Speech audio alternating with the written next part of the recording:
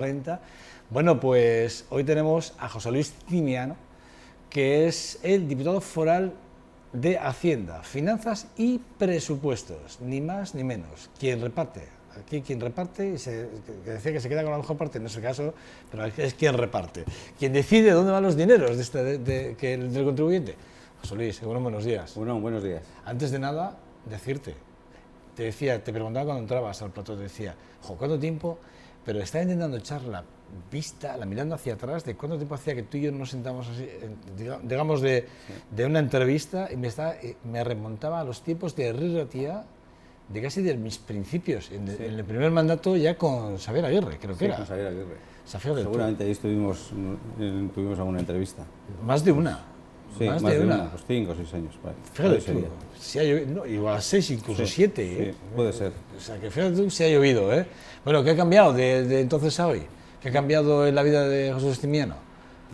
Mi vida sigue siendo parecida, es decir, sigo trabajando para la institución foral, en un sitio o en otro, depende. En aquel momento estaba de diputado, luego volví otra vez a mi plaza de funcionario y ya vuelvo a estar de diputado. Pero bueno, en lo que es la parte de la Hacienda sigue con los principios básicos: recaudar y repartir. Y repartir. Es difícil repartir. Yo entiendo que todos los diputados te llamarán a la puerta. Oye, José Luis, que es que este año necesito hacer no sé qué. Oye, José Luis, que es que la carretera de no sé qué. Oye, José Luis, que es que fíjate tú. Entiendo que no tiene que ser nada fácil, ¿eh? No es fácil porque parte siempre de un principio, que los recursos son escasos ante las necesidades infinitas. Entonces todo el mundo tiene necesidad de hacer más cosas o quiere hacer más cosas, que es muy buen principio, ¿no? Todo el mundo quiere hacer más por su territorio, por sus ciudadanos. Lo que pasa es que tenemos unos recursos limitados y lo que hay que hacer es priorizar. Ese es el problema, está en la priorización, que no todo el mundo comparte tu priorización. No solo tus compañeros, sino luego también los ciudadanos, que son los que al final acabarán votando o decidiendo si has priorizado bien, si a dónde has destinado los recursos, pues es donde realmente el ciudadano mayoritariamente cree que debe ser, ¿no? Ahí está la diferencia. Tus compañeros dicen que no priorizas bien, la oposición dice que no priorizas bien, la prensa decimos que no priorizas bien, todos te decimos que no priorizas bien. Es como para marcharse a casa. En cualquier momento te marchas a casa y dices, no concito la unanimidad de nadie, ¿no? Pero bueno, ahí el problema está en eso. Generalmente nunca hay recursos suficientes y por lo tanto todo el mundo se siente insatisfecho. Pero bueno, al final, mis compañeros me acaban aceptando y aceptan el reparto, ¿eh? Sí, de buen grado, además. Luego no salen y dicen, no, qué mal lo hace el de Hacienda que no me reparte bien. No, pero me cuesta que sí, que se enfadan cuando no estás lo que quieres. Oye, a ver, tengo muchas preguntas y tenemos muy poco tiempo, entonces luego intentaré que mis compañeros además hagan esa otra parte y si veo que no, pues yo también volveré a alguna pregunta. Pero sí que es verdad que por empezar, el otro día estuvo Quique Fernández Pinedo y me dejó preocupado con la deuda que tiene la Diputación Foral de Álava. Habló de más de 500.000 millones de euros, ¿puede ser? En torno a los 500 millones de euros, sí. 500 millones de euros. ¿Cómo se puede soportar esa deuda? Bueno, si es que podemos soportarla. En general, las administraciones públicas, a raíz de la crisis, a partir del año 2008 en adelante, ante la caída brutal que se tenía en los ingresos fiscales, todas las administraciones públicas intentaron mantener un nivel de gasto similar al que venía de la época en la que la economía de las administraciones públicas era más saneada. Y también es cierto que las administraciones públicas en ese momento tenían poco endeudamiento. El intentar paliar esa caída de recaudación y en esos momentos de crisis e intentar hacer acciones que intentábamos reactivar la economía, eso conllevó que desde el 2008 en adelante, en general, todas las administraciones públicas entraron en una senda de endeudamiento importante para intentar equilibrarlo. Bueno, luego llega la Ley de Estabilidad Presupuestaria y se limita y se ponen unos objetivos en cuanto a la deuda. No solo se limita, además se dice que a partir de un ejercicio no puede superar un porcentaje del PIB. Es cierto también que en este momento las administraciones sí estamos endeudadas, pero también es cierto que la carga financiera es menor dado la política de tipos de interés que el Banco Central Europeo ha marcado y por lo tanto, ¿cómo nos está repercutiendo? Incluso al ciudadano, pues que tenemos un Euribor que está en negativo, que tenemos una carga muy baja. Por lo tanto, se puede mantener las administraciones públicas en este momento con una deuda tan alta porque los tipos, la carga financiera no es excesivamente alta. y si está bien periodificado las amortizaciones, pues bueno, puede sobrevivir.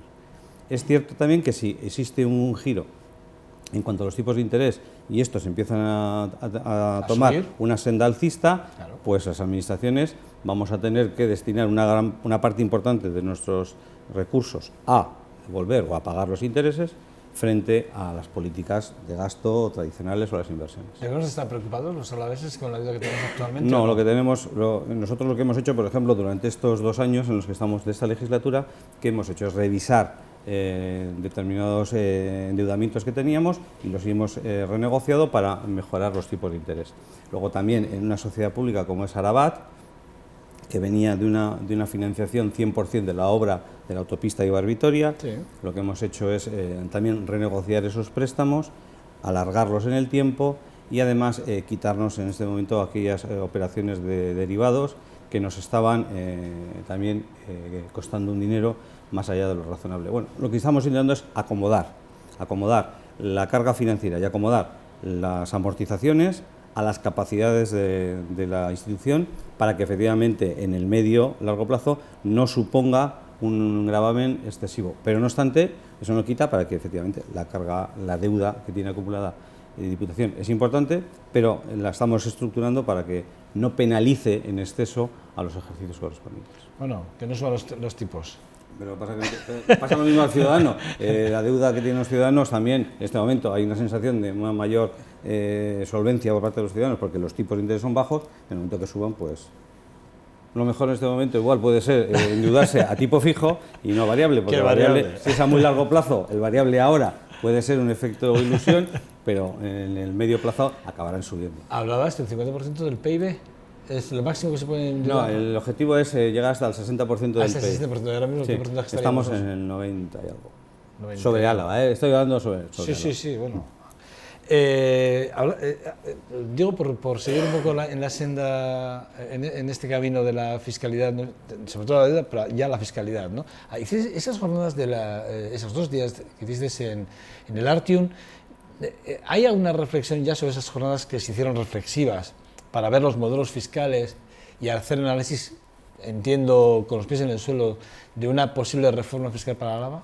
Bueno, ahí se oyeron a distintos ponentes con distintas visiones, que es lo que se pretendía, ¿no? Y unos ponentes lo que nos hacían es un panorama sobre las posibilidades que tenemos hoy más o menos en el mundo de la fiscalidad. Otro trabajó el tema de la fiscalidad verde, que es un área que efectivamente las administraciones no hemos utilizado con toda su fuerza. Y luego se hablaba del fraude como elemento, como gran tótem, ¿no? Como financiador de todas las políticas públicas. Cuando no hay dinero, todo el mundo apelamos al fraude. Bueno, pues coja usted el fraude y ahora como eso tiene más dinero. Y luego también se hablaba un poco por referencia de las políticas fiscales internacional, ¿no? Aunque fue más dirigido también a cómo se están derivando hacia determinados paraísos fiscales acciones de las empresas. Pero bueno, ahí lo que te da es un panorama y la reflexión es lo que estamos haciendo ahora, ¿no?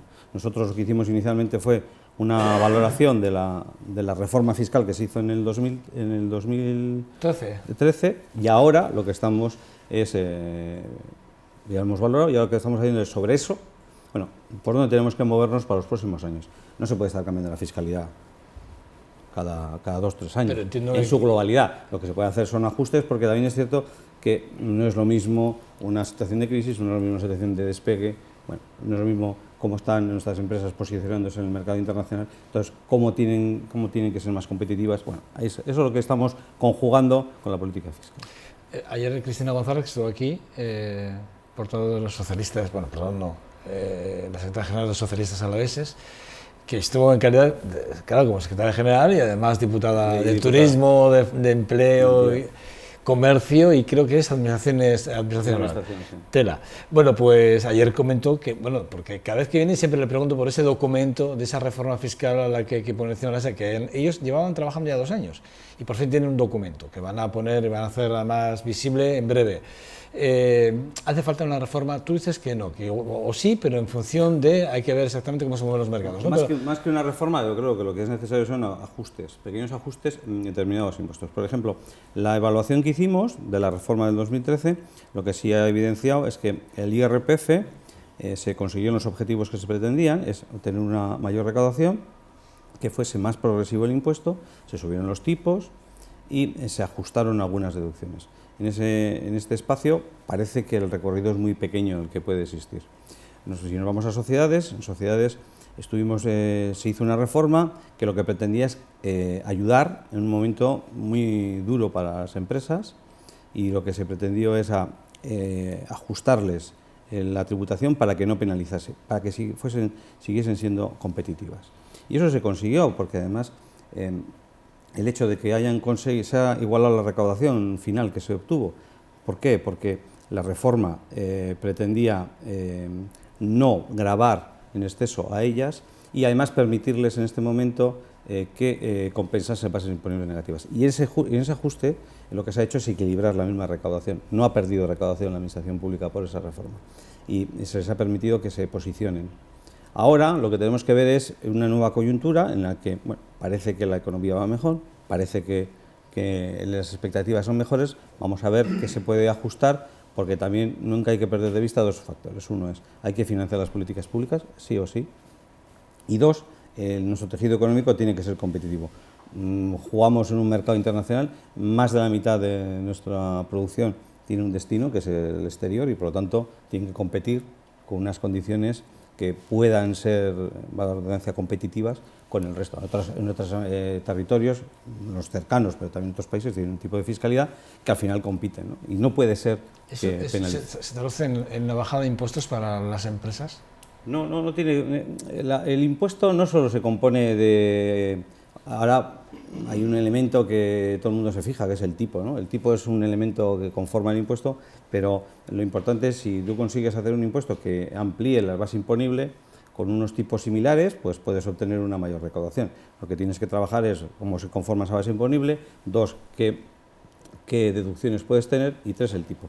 El impuesto de sociedades no solo es un impuesto cuyo único objetivo es recaudar. El impuesto de sociedades tiene que ser un impuesto que es también de política económica. Yo, si tengo un tejido industrial, un tejido económico eminentemente exportador y productivo, hay que recordar que Álava es el territorio más industrializado de todo el Estado español y a unos niveles también europeos muy altos, tienes que tener una fiscalidad que le permita competir. Y esa es la idea. Porque una empresa, una sociedad, no solo genera el impuesto de sociedades, también al mismo tiempo genera empleo, que eso asienta en el territorio, equilibra, genera retenciones de trabajo, también genera su impuesto correspondiente en segunda derivada, también genera IVA, y por lo tanto son instituciones que generan una actividad económica que también redunda en un incremento de recaudación fiscal. Por lo tanto, hay que verlo desde el objetivo de política económica, no solo desde el objetivo de, voy a buscar la recaudación. Y luego hay otro elemento también muy importante que no hay que perder de vista. Las empresas que están en Álava no todas tributan con la normativa alavesa. Hay empresas que tributan con normativa estatal. Por lo tanto, es más, de la recaudación, más de la mitad de la recaudación que tenemos en este momento no proviene de empresas que tributan bajo normativa alavesa, sino que son de normativa estatal. Por mucho que nosotros hagamos una reforma fiscal y cambiemos o queramos hacer... Está claro. Bueno, pues a esas empresas no les va a afectar, les va a afectar a nuestras. Luego, si están compitiendo en la misma calle, tienes dos y a una le pones una fiscalidad muy dispar con respecto a la otra, pues evidentemente no van a competir en las mismas condiciones. Dos preguntas con una cierta distancia entre las dos, pero por abreviar tiempos. Una es, en ese sentido en el que apuntas tú, José Luis, es el tema, nos centramos hace poco, el tema de la segregación de Mercedes, la segregación empresarial de Mercedes, situada en Madrid, que este año creo que deja de ingresar en la hacienda pública cerca de 20 millones de euros y que de aquí al 2019, si no me fallan las cuentas, van a estar cerca de 200 millones de euros. Está claro, este año le escuchamos al diputado general de Álava hablar del crecimiento, de esa, hay que ser prudentes con este crecimiento, que estamos ya por 14, creo 2 o 3, con respecto a cifras del año anterior, pero no sé cómo afectará o no afectará, digamos, esta estampida de alguna forma económica o de ingresos es una decisión empresarial que lo que hace es reestructurar a nivel mundial cómo organiza sus empresas, sus elementos de producción.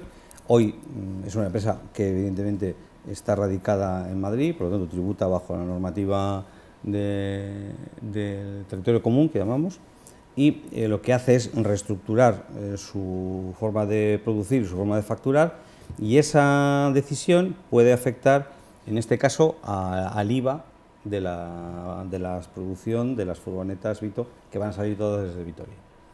Bueno, dicho así, pues en función de luego cuál es la producción y cuáles son los proveedores, etcétera, bueno, pues evidentemente puede tener un impacto negativo en la recaudación del territorio, porque hoy estábamos percibiendo la recaudación de Mercedes a nivel de volumen de operaciones. ¿Cuál es el total de operaciones que hace Mercedes en el Estado español? Y nosotros cobramos en función de nuestro peso en esa empresa, se le calcula cuál es el peso que tiene la producción de Vitoria sobre el total de Mercedes.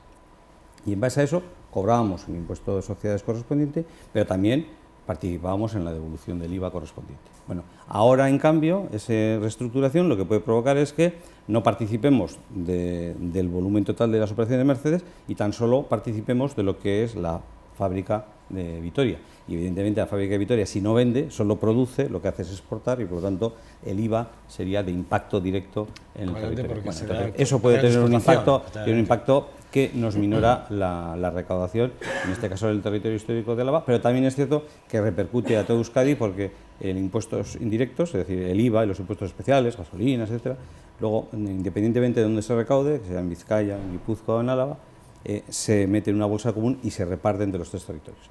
Luego el impacto no solo es en Álava, sino a nivel de Euskadi. Y bueno, lo que vamos a intentar es ver cómo se puede paliar esa situación. No es fácil, no es fácil. O es importante el golpe. Por otro lado, eran dos preguntas, y otra era, porque está dentro al hilo de lo que me venías diciendo anteriormente, con el tema de la competitividad y con el tema de los márgenes en los impuestos. Sí que es verdad que el consejero Azpiazu, cuando salió diciendo que había margen suficiente para poder subir los impuestos, sí que rápidamente, hablando de competitividad, sí que hablaron, aquí en Álava SEAS rápidamente alzó la voz, ¿no? Porque la competitividad, porque no sé qué, todos los empresarios, pero por otro lado también evidentemente el de la nómina también empezaba a mirar con recelo, decía, bueno, a ver qué pasa, que aquí siempre pagamos lo mismo, ¿no? Pero sí que es verdad que esas palabras, bueno, generan un poco controversia, sobre todo alguno enfado, ¿no? Sí, bueno, hay como dos líneas, uno hay que es reforma, otros hay margen. Yo creo que lo que tenemos que ver, como os he dicho antes, es dos cuestiones claves. Una es, hay que financiar las políticas públicas, es decir, la administración necesita recursos, porque todos queremos un estado de bienestar acorde con el que estamos en estos niveles. Creo que tenemos un nivel bueno, pero hay que mantenerlo, y es más, en algunas áreas todo indica que van a seguir creciendo, porque tenemos una esperanza de vida más alta, tenemos una sanidad que hay que seguir financiándola. Bueno, yo creo que es importante que seamos conscientes de que las políticas públicas hay que pagarlas, porque además somos exigentes y queremos unas buenas políticas públicas. Pero al mismo tiempo tenemos que ser capaces de que no consiste en recaudar mucho un año y agotar a la vaca que da leche, ¿no? Al final es, bueno, que sea sostenible en el tiempo, que esa recaudación que financia viene de una forma razonable para que se pueda seguir generando actividad, no vayamos a agotarlas, y que en este caso seguir siendo competitivo. Ahí es el juego, lo importante está ahí. ¿Que existe margen? Bueno, os he dicho antes, es una cuestión de política económica. Si a mí me interesa potenciar determinadas cuestiones, tengo un capítulo de deducciones que puedo intentar dirigir la política fiscal por ahí, y me interesa el I+D+I, me interesa, bueno, pues podemos ir ahí, me interesa ampliar las bases imponibles, quiero que haya más gente que contribuya, aunque no contribuya, bueno, a un nivel, pero bueno, más gente, porque amplío el espectro de la base imponible.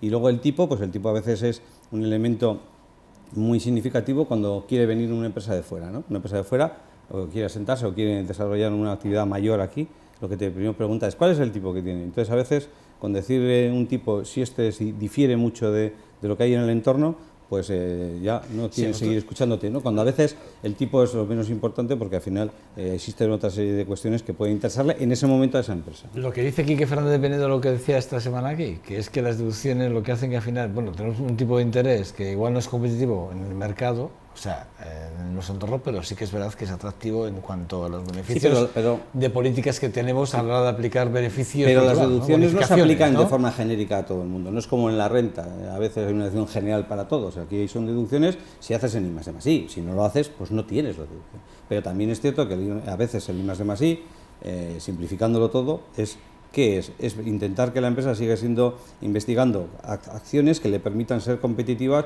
y que pueda sacar productos que puedan ser competitivos en el mercado. Y por lo tanto, si queremos seguir estando ahí, necesitamos ayudarles en que sigan haciendo esa investigación, porque no siempre toda la investigación que se hace llega a buen fin, y a veces fracasa. Por lo tanto, es una inversión que se hace que, bueno, que tiene que tener una cierta colaboración. Bueno, yo creo que esa conjunción, porque si lo simplificamos todo es fácil decir, bueno, pues sí, pero las deducciones no se aplican de forma generalizada a todo el mundo, son para determinadas cuestiones que queremos potenciar y ahí es donde tenemos José Luis, ¿es verdad que el año pasado la recaudación de impuestos sobre sociedades cayó? No, en Álava se mantuvo, se repitió con ¿Es la única que se ha mantenido? No, el año pasado en Álava no tuvo ese problema. Es cierto que también el año pasado, como dependemos un 60% de la recaudación de la normativa estatal, si recordáis, el año pasado en el Estado español el pago a cuentas se modificó, aunque luego se volvió a recuperar, por una cuestión de decisión política. Ajuste, sí. Entonces eso nos bajó no como consecuencia de que nuestras empresas pagasen menos, sino como el ingreso que venía de la normativa de Madrid, pues bajó. Pero bueno, se recuperó. Rápidamente, porque ya les voy a dar la palabra, porque es que si no, es que además les voy a dejar justo 5 minutos a cada uno. A cada uno lo va a repartir entre los 4. Pero dos temas rápidos. La financiación de entidades locales, y aquí a Miriam Fernández de Landa esto le va a encantar, pero que sí que es verdad que hay que hablar de los concejos, hay que hablar de las cuadrillas y de los ayuntamientos. Ayer yo, lo del lobo que disfrazamos de oveja. Ayer a mí me da la sensación que el acuerdo entre el Ayuntamiento y la Diputación, esos 2 millones de euros que recalan en el Ayuntamiento, ese acuerdo que se firmó ayer, es como un canon de capitalidad disfrazado. Bueno, es una aportación que hace en este caso Diputación al Ayuntamiento para actuaciones que pueden tener de ámbito territorial. Y sí, efectivamente, no es una cuestión que está dentro de la financiación municipal, es una cuestión excepcional que este año se ha hecho de una forma puntual, porque se entiende que hay una serie de cuestiones que podíamos colaborar. Tenemos que analizar en el futuro la financiación municipal. Es un elemento que está abierto a la ley de aportaciones, que tenemos que revisarla y a renglón seguido hay que revisar la financiación municipal. Entidades locales. De entidades cuadrillas. Locales. Los 3 niveles, ayuntamientos, cuadrillas, ayuntamientos y concejos. Ayer es que me acordaba de la reforma, claro, es que claro, la ley de aportaciones, que los plazos no sé cuándo vamos a cumplirlos, porque vamos retrasando, ponemos plazos y los retrasamos, ponemos plazos y los retrasamos. ¿Antes de final de año, sí o no? Pues tenía que ser, lo ideal sería que para el 2018 tuviésemos una nueva ley de aportaciones y por ende ajustemos la norma foral de financiación de entidades locales. ¿Qué ha ocurrido? ¿Por qué se ha retrasado? Porque tenemos la ley municipal que se aprobó en el Parlamento, que incorporó un estudio para conocer cuál es el nivel competencial y la valoración económica del nivel competencial de los 3 niveles, de gobierno, de diputaciones y de entidades locales, para a partir de esa información poder determinar más ajustadamente qué le corresponde a cada uno. Hoy sabemos que el 70%, simplificando, de lo que se recauda es para el gobierno, a competencias del gobierno vasco, 30% para competencias del territorio. Y dentro del territorio, de eso el 56% es para financiación municipal y el resto para las competencias propias. Bueno, vamos a ver si este status quo que teníamos y que viene de tiempos atrás, vamos a ver si se debe de mantener, porque también es cierto que han cambiado algunas cuestiones. Vamos a ver si lo mantenemos y en base a eso, pues luego desarrollamos. O hay que cambiarlo. Mire, Fernando Delante, buenos días. Bueno, buenos Pachi días. Gómez, ¿qué tal? Buenos días. Ramón Garín, ¿qué tal? Buenos Miquel Gómez, ¿qué tal estás? Bueno. Bueno, tenéis exactamente, os voy a decir, tenéis, para que podáis preguntar a José Cimiano lo que queráis, pero tenéis exactamente 7 minutos. O sea, que sed escudos y concisos. ¿Quién quiere romper el hielo? Yo misma, con las entidades locales. Dicho, sí, ¿no? Claro. Simplemente yo encantada de que esa parte, llámalo como quieras, canon encubierto, me da igual cómo le llames, pero si de alguna manera rebota también y es para trabajar o para potenciar o de alguna manera rebota. No, digo, crítica, en los 63 concejos que tiene el municipio de Vitoria, yo me apunto a ver cómo repartimos y si nos toca una parte. No, yo quería preguntarle, porque antes hemos hablado del fraude, que bueno, que parece que es lo que todo el mundo ahí tiene, bueno, ¿qué hay del fraude y tal? Y que dices que bueno, que del fraude se tira muchas veces cuando estamos en esta situación complicada. Pero sí que es verdad que se detectó un fraude importante o una subida del fraude en empresas. Y yo no sé cómo se está recuperando o si se está recuperando parte de este fraude, y cómo se recupera. Me suman la pregunta, porque el 2016 creo que fueron 126 millones de euros más o menos. No sé cómo será con respecto a lo que está diciendo Miren. Se recuperó todo aquello y de este año, ¿no? Bueno, este año estamos en pleno plan de inspección, de actuación para este año. Sí, el año pasado, evidentemente, fue un resultado que nutrió las arcas de la Diputación en torno a 124 millones de euros. Que ese año 2016 se hizo una mayor incidencia en el sector de sociedades y por eso hubo más recaudación, ¿no? En detrimento de algunos otros sectores. Pero lo importante era que se incrementaron el número de actuaciones de inspección, estamos hablando de en torno a 3.700 actuaciones. Entonces, bueno, lo importante es incrementar en la medida que puedas el número de inspecciones, no solo porque tengas más gente, sino que también tienes más elementos informáticos y de ayuda para poder cruzar información e ir a realmente donde detectas que puede existir ese riesgo. Subió por lo tanto la recaudación en materia de lucha contra el fraude. Esa recaudación, una vez detectado, tiene su ritmo de cobro y forma parte ya de la recaudación, si no es este año, el siguiente, pero bueno, a veces cuando levantas un acta a una empresa o una persona, en ese momento no tiene disponibilidad, entonces bueno, pues tienes las figuras normales de los fraccionamientos, o incluso a veces va directamente a la agencia ejecutiva, pues porque no tiene y no te puede pagar, bueno, pues el procedimiento ejecutivo normal, y si llega luego a los embargos o la ejecución, lo que tenga que ser, ¿no?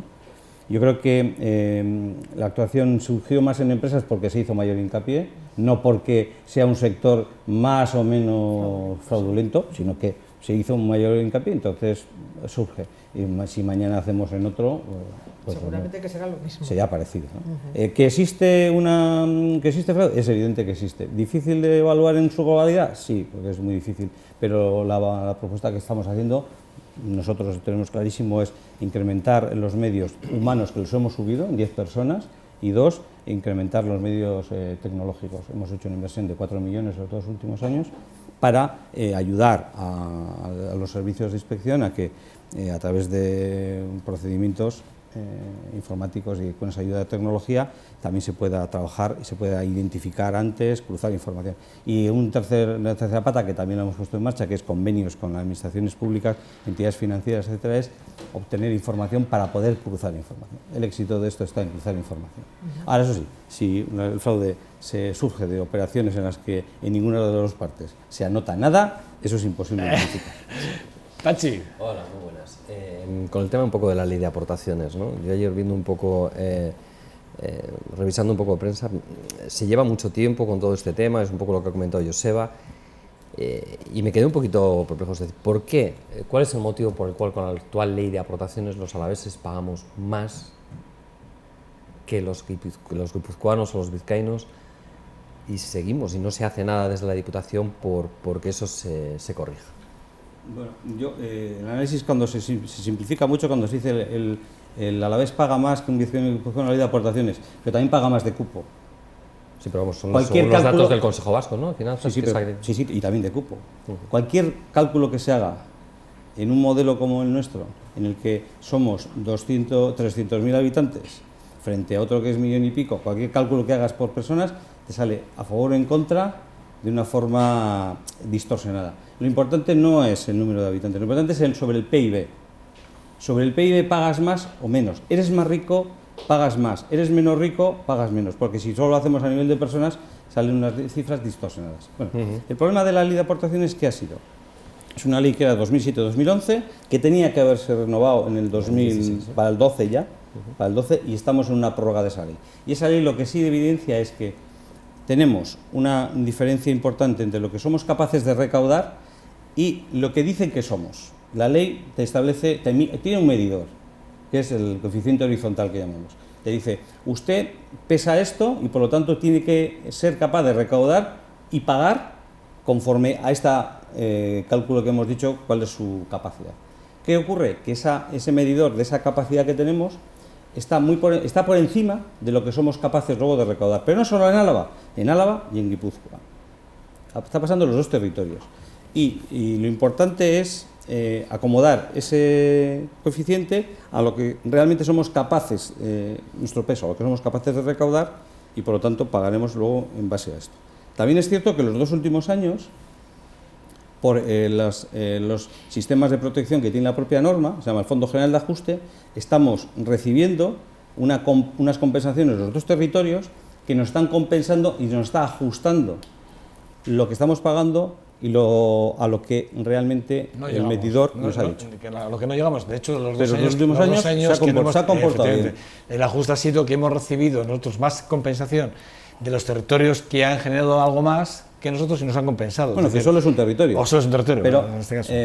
También me han explicado, por eso... Sí, pero también es cierto que, igual que inicialmente solo le decimos, es que los alaveses pagan más, que no es así, pero también los alaveses recibimos del territorio histórico de Vizcaya, igual que los guipuzcoanos, recibimos una parte importantísima de lo que se recauda en Vizcaya por IVA y lo que se recauda en Vizcaya por impuestos especiales, por gasóleos, etc. Una parte importante de lo que se recauda en Petronor, en Vizcaya, recibimos los alaveses. Bueno, entonces lo importante no es a nivel personal, lo importante es que mi peso, es decir, mi PIB, simplificando, yo pague en función de mi PIB y que ese sea el indicador y que se ajuste a lo que yo luego sea capaz de recaudar, para que no exista esa distorsión. Es que no es un tiempo muy justo, yo sé que te tienes que marchar. Ramón Garín. Una pregunta muy breve. Primero, darte las gracias, es decir, porque administrar recursos escasos es difícil y además muy ingrato muchas veces, ¿no? Es decir, como ciudadano a la vez, gracias por ejercer esa labor, ¿no? Y luego una pregunta muy rápida. ¿Es cierto esa afirmación de que en estos tiempos de crisis los ricos son más ricos y los pobres más pobres? Hombre, yo creo que es cierto que en la época de crisis, teniendo unos empleos, unos salarios en los cuales primero se han perdido muchos empleos, se están recuperando empleos, pero los empleos que se recuperan son de distinto calidad que lo que tenían anteriormente, es evidente que se está creando una brecha. El que entra en el mercado de trabajo entra en unas situaciones que le va a costar más tiempo entrar a una situación más acorde con lo que había antes. Por lo tanto, los que han conservado el empleo, bueno, pues con congelaciones, etcétera, algunos casos también con rebajas, pero es cierto que todo lo que entra nuevo entra a unos niveles inferiores. En épocas de crisis eso se produce de una forma generalizada. Sí, ocurre. Buenas. Yo con el tema de la deuda, en cierta manera era una deuda prevista, estos 500 millones, es decir, cuando la Diputación hace las inversiones que tiene que hacer y hace la recaudación que tiene que hacer, ¿esto estaba previsto? O sea, dices que no te preocupa en exceso por los tipos de interés que tenemos ahora mismo, pero ¿había una previsión de que la deuda fuese tan alta? No, ya he dicho, o sea, empieza el endeudamiento en la época de crisis y se ha mantenido ha ido creciendo año a año hasta nosotros este año 2017, Diputación no va a crecer en deuda pública, Y el año pasado, el año 2016, no utilizamos toda la autorización que teníamos de deuda, llevamos 2 años conteniendo la deuda, pero hasta ese momento, que la crisis era importante, se estaba apelando a la deuda para financiar las inversiones. ¿Por qué? Pues entre otras razones porque una vez que pagas los gastos corrientes no te daba para hacer inversiones. Y cuando hablamos de inversiones hablamos del mantenimiento de las carreteras, o hablamos de las depuradoras, o hablamos de ese tipo de gastos. No estamos hablando de gastos para hacer cosas no útiles, sino realmente lo que necesitamos. Al haber caído la recaudación, con la recaudación que tienes te da para el gasto corriente, no te daba para las inversiones. Entonces las inversiones había que seguir manteniéndolas porque no puedes dejar que se degraden e incluso en algún caso tenías que impulsarlas, por lo tanto se apeló al endeudamiento a un nivel a nivel alto, es cierto, a nivel alto. Bueno, ahora lo que toca es contenerla, o sea, el objetivo es que Diputación en los próximos años no tenga incremento de endeudamiento neto, o sea, que lo que en todo caso lo que tú apelas a la amortización es lo mismo que vas a amortizar, o sea, que no crezca, y eso es lo que venimos haciendo ya desde el 2016 y este año 2017 todavía en más medida vamos a intentar amortizar más de lo que para que baje a este nivel, y eso es lo que tenemos que mantenerlo, no se puede crecer. De hecho, además existe un objetivo, como os he dicho, que es sobre el PIB, que no alcance la cifra más allá del 60% a nivel estatal, que es un compromiso con Europa, ¿no? Y habrá que aplazarlo un poco en el plazo, en el tiempo, porque estamos hablando de 2020, 2021, o sea que habrá que aplazarlo. Esa es la cuestión. La crisis, era difícil hacer dos cuestiones en la época de crisis. Era decirle a los ciudadanos, hay que apretarse el cinturón y además vamos a dejar de mantener inversiones. Eso porque es cierto que desde que empieza la crisis nadie tenía previsto que durase tanto tiempo. Si os recordáis, inicialmente las primeras medidas que se adoptaron era vamos a reactivar la economía, vamos a ayudar a que exista más consumo, pensando que iba a ser una crisis de corto medio, pero es que ha sido de largo y muy intensa. ¿Cómo sales de la crisis? Pues sales en un panorama radicalmente distinto. Te has metido en un túnel, tenías un paisaje, te has metido en el túnel y cuando has salido del túnel el paisaje es radicalmente distinto, pero va a ser radicalmente distinto durante otro largo trayecto, va a ser distinto y ahí es donde tenemos que adaptarnos todos. Bueno, José Luis, la última pregunta, que esta la tenía yo, que a ver si alguno me la pisaba o no, pero ya sabía que iba a ser difícil que me la pisasen, porque yo quiero hablar de los paraísos fiscales, de aquellos que no, aquel listado que dijisteis que no, de aquellas empresas alavesas que tienen en paraísos fiscales cuentas, dijisteis que no, pero sí que es verdad que para el 2018, por lo menos Suiza, que es uno de los países más importantes del fisco a nivel mundial, ha dicho que va a cruzar datos.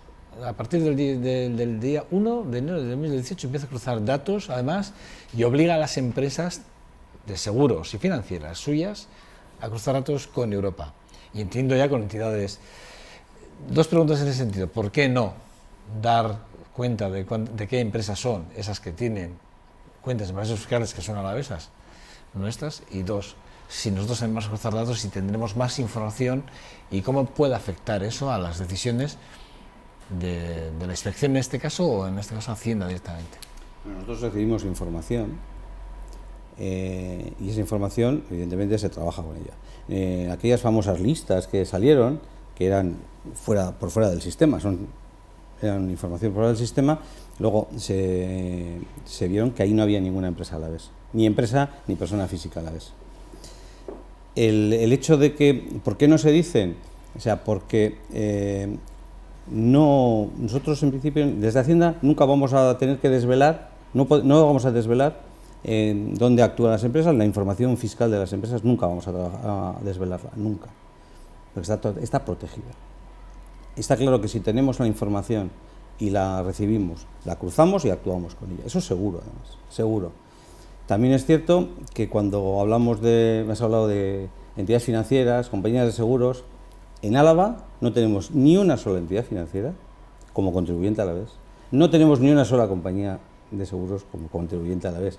Entonces, a veces creemos que Álava Álava es un tipo de empresa que no tiene bancos, que no tiene cajas, que no tiene entidades financieras, pero en cualquier caso, la información, lo que se está trabajando es en conseguir que se abran esos paraísos para que la información se mande de una forma normalizada. Dos, que cuando requieres la información porque has detectado que existe una operación de posible fraude, cuando requieres la información, te la remitan, porque en esos paraísos fiscales a veces lo que hacen es que no te remiten la información, está claro.